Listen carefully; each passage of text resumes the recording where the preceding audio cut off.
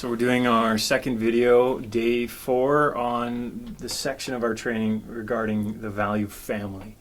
And so we've transitioned really into recognizing that you're part of the family of God. There's a place in your maturity that you need to plug in, you need to grow, you need to help others grow. So walk us into where we're at now in our training. Okay. This is starting to get really good. This was a fun session, but it also has its challenges because we're essentially having to preach to ourselves the idea that community is not just important, but is actually a critical part of the discipleship process. Mm-hmm. And I think, even as I prepared for some of this, I found myself wanting to say things like community is really helpful to discipleship, but it's not necessary. And there's a lot of followers of Jesus that would say the same sort of thing, that community is very, very helpful. Community is really important. It's just not at the necessary. I would say the community is so necessary, it's like saying to someone who would be brain dead, is the iron lung important to the health and life of a person who's on it? Yes. If you pull the plug, they no longer live. Mm-hmm. And I would actually say that about community. If you unplug community, so to speak, actually discipleship just dies. Maybe not immediately, but very surprisingly quickly. And so that was the big kind of thrust, was getting the idea through our heads that we cannot do this without thinking about it as a community. It is necessary. It is critical. Discipleship will die without community. Yeah. And I think that's a step that churches have to often take. Yeah, I think of how you're saying community is the vehicle in which mission happens. Yes. Like, boil it down. I hear pastors, and I've thought this myself, how do we have mission and our people to care about their neighbor? Like, how do we jumpstart that? Well, they're not going to do it if they don't even care about each other. Right. Or do life in a way that's meaningful together. And really what we were trying to do in this training is give them handholds to both reveal how hard that is, but how desirable, I think, as well. Yep, absolutely. And we had a couple of exercises that really pushed this home, where we tried to get groups to basically try to defend the side that you don't believe in, to point out the weaknesses. But we want you to arrive at, this is necessary.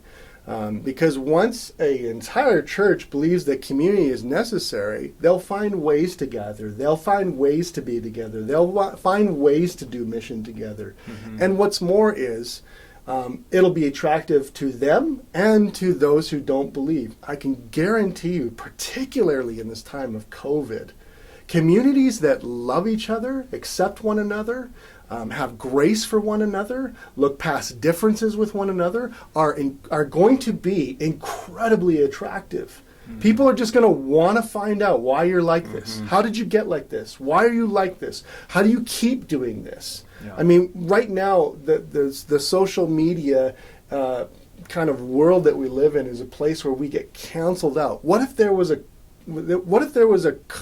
culture that was completely opposite of the cancel culture, which is, even though you were totally disagree with me and done something wrong, I want to find a way to be in community with you and help you. I mean, it's just attractive.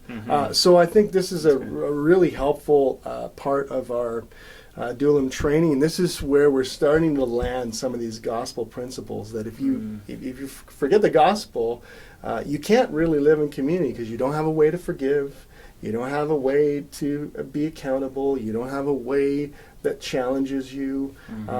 So again, to see that gospel family mission not as 3 legs of a stool that are all equal, but the gospel being so critically important, but when it comes to family, then it becomes glue that holds this family together. Yeah, it's good. And it moves us toward mission, because eventually you're going to feel that as a family. Well, if we believe this message, this hope, we have to do something with it. And I think there was something very practical on the front end of most of us aren't good at developing deep friendships, particularly with people who are different than us. So to land on the common ground, that actually is the only thing that should be that unifying in the gospel. And then have practice, and we did an exercise, I'll let you talk about it, about how do we actually have that in our conversations. Yeah. Because probably something we don't do very well or very frequently.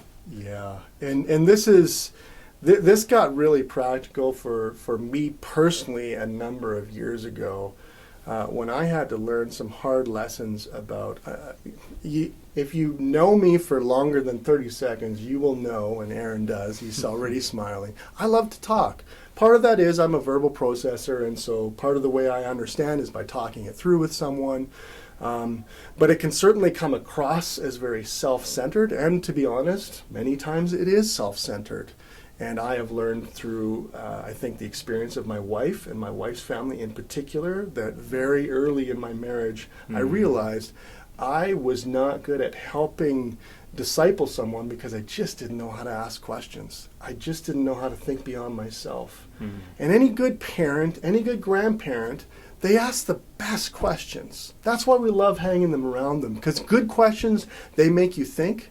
Good questions help you arrive at conclusions that the person asking the question already knows the answer to, but by doing the question asking and doing it in a brilliant way, you do a number of things. First of all, you make the person feel like they've actually come up with their own idea. And when they have, they always own that idea. They don't feel criticized. They don't feel pushed. They don't feel immature. They don't feel less than. In fact, they grow in respect because they go, you already knew the answer to this. You weren't asking because you didn't know the answer. You asked because you wanted to do what was best for me. And so there's an other-centered, a community orientation to question asking that I think is, I don't think this is an accident. I don't think it's just a practicality. I think it's the very reason why when you look at the life of Jesus, you see Jesus asking questions. Yeah. So God invented questions. And I mean, right away in the original story, instead of God saying, you sinner, he says to Adam, where are you? Where'd you go? He's already asking questions right off the bat because it's just innate in his nature. It's the way he wanted us to grow best, is by asking questions. So that was like half of our Adullam session 4 was getting this concept of asking good questions or thinking about asking good questions. And this would be the part of the training where if you haven't been tracking and you try and jump in, it's going to be too hard. Oh, yeah. Practically speaking, we were saying, imagine a church where everyone was deeply curious and interested in you. You would love that community just as is. So we're giving you permission to be genuine and curious, inquisitive, and interested in others. But then also, I like how you liken it to how Jesus just asked questions to draw us out. There's a skill to be learned, not to be manipulative, but to be very supportive in helping people grow, asking skillful questions. Yeah. So we can't go through everything we did in the training, but what are some things that would be helpful for us as we talk about asking those questions, not to lead somebody, but to help them be drawn out and draw closer to maybe their objections for following Jesus, or the reasons why they are maybe inquiring about Jesus? I'd love to hear that. Well, I have a hard time doing this without kind of describing a little bit of the exercise, which was kind of, it would come across as group counseling or group coaching, but it was meant to, first of all, to be helpful at the kind of the basic level, but it was primarily for the question askers, not for the person receiving the questions as much. It was an exercise whereby we basically restricted you to avoid telling someone what you thought they should do about a particular issue that they personally had brought up, that you could only ask questions. And then we encouraged you in those questions not to ask questions that could be answered by yes or no, but to ask questions that basically had a degree, like to what degree would you say this happened? And by having people intentionally think about their questions, It forces you to think other-centered. And really we pushed on this idea of not asking questions that you know the answer to, but actually genuinely asking questions that you don't know the answer to. And one of the examples that really stood out for me, I did share this at Adullam, and I want to do it here, is I talked to who I thought was an incredibly intelligent coach. He was a coach, an executive coach of some major tech companies. And I was curious, and I asked him, how did he get into this position of coaching, these multi-million-dollar tech companies? He must have an extensive background in tech. What I was saying was, you must have all the answers to all these tech issues. And here was the thing he told me that was a major light bulb moment for me. He says, actually, I have no experience in tech. I hardly know anything at all. And I thought, well, how could you be a coach of these tech companies? And he says, but don't you see, when I don't have any of the answers, all I have are good questions. And he says, I'm more helpful because I don't know the answer to their problems. But I think they probably do. So I'm a good coach because I know how to ask good questions. Well, why would you think that? Why did you do that? What was your rationale with this? And I thought, well, this is brilliant. Why don't we take this approach as Christians? And then, again, realize, wait, Jesus has been doing this for centuries. Like, God has been doing this since day one. He's been asking questions that he already knows the answer to, not because he needs information from us, but he's doing it as a way of helping us arrive at the information that he knows we need. And if we thought this way as a community, again, we used to say it, imagine a church where whenever you gathered with the community, everyone asked you real questions about how you were really doing, and they waited for the answer. And they didn't ask questions that were leading that they already knew the answer to, but they genuinely were like, hey, how are you doing? I'm going to sit here and wait until you tell me how you're doing. Everyone wants that kind of community. And that is, the fragrance of that kind of community is so attractive. Well, I think that's helpful why it's showing up at this point in the training and not at the front end where you might be like, why did you not do this right away? Because this is what I want. And we want to see a fluency in the gospel because we're not trying to send you out with good arguments. Right. We're trying to send you out with a fluency in where you're at and a deep love and interest in others. And God will use that. Absolutely. Because I think we kind of do the opposite too often. Like, here's, 7 really snazzy arguments that are really going to stump somebody and get them to think. They can do thinking on their own, and you need to be ready to respond when the time is right. And so as we transition, because we're moving forward into what will be the next 2 sessions on mission, what was kind of the one takeaway we wanted everybody to kind of hold on to before the next training?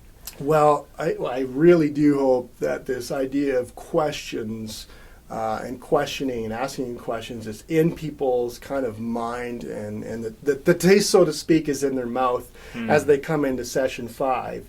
Because essentially summarized, to be a good missionary is to be a good question asker, not just of people that do know Jesus, who you want to help mature, but people who don't know Jesus, who you want to build relationships with.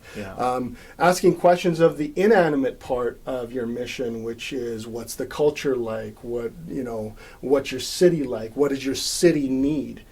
So often as churches, we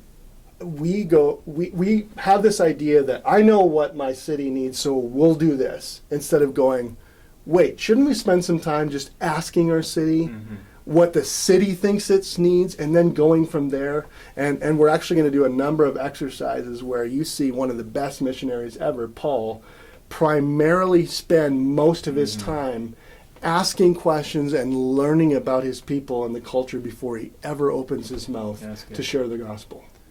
Yeah, and maybe to wrap up, one, it's not a magic bullet, so I don't hope no one hears it that way, but imagine getting your community or your small group to a fluency and continuity in the Bible and with the gospel message that you can just ask, what is it that you're not believing about the gospel? And then that person can self-diagnose, well, you know what it is? I'm afraid of this or that, and I just don't think Jesus can do this. And then they can remedy that by going, oh, that's the issue. Yeah. And you might already know that and say, hey, I could have told you, which would have probably been ineffective and maybe even harmful to community, but to just let that come out and minister to them, that's a powerful thing that we're trying to equip. But you need a foundation in the gospel. Right. You need a heart for your community, Right. a love for people, and then some skill and practice, where this is where I think all of us kind of universally we found we're not that amazing at it yet, is asking good questions. So. That's right. And we're going to find out how much of what the first 4 sessions have sunk in these last 2. Yeah, that's good. So I'm looking forward to it, though. It's been really exciting. I'm really enjoying what I'm learning through this as well. So, yeah.